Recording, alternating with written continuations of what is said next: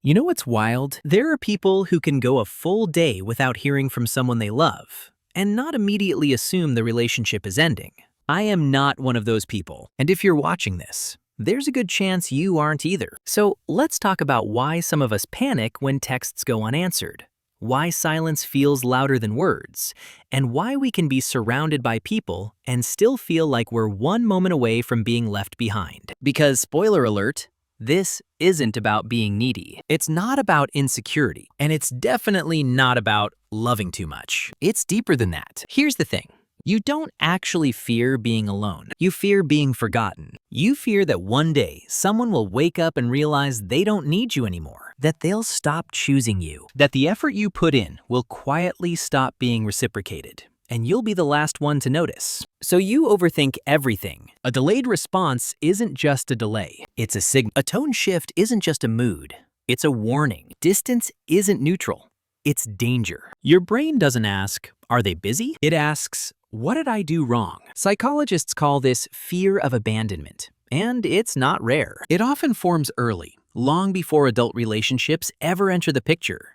It can come from inconsistent caregiving, emotional unpredictability, being loved sometimes and ignored other times, being taught without words that connection is fragile and can disappear without warning. So your nervous system learned a rule. Closeness must be monitored. Love must be maintained. And if you relax, you lose it. That's why you don't just love people, you track them. You notice changes in energy before anyone else does. You remember exactly how fast they used to reply. You sense emotional shifts that others don't even register. And that hyper-awareness, it's not intuition, it's survival. Here's where it gets painful. Fear of abandonment doesn't just make you afraid of being left. It changes how you show up in relationships. You become overly accommodating. You downplay your needs. You say it's fine when it's not, because conflict feels like a risk you can't afford. You'd rather be uncomfortable than be alone, so you hold on tighter. You give more. You love harder. And ironically, that can push people away, not because you're too much, but because you're afraid to be fully yourself. Your brain is running one constant background program. Don't get replaced. If someone pulls away, you pull closer. If someone needs space, you panic. If someone changes, you assume the worst. And even when things are good, really good, you're still waiting for the drop because happiness doesn't feel safe. It feels temporary. Your mind keeps saying, enjoy it now. This won't last. That's the cruel part.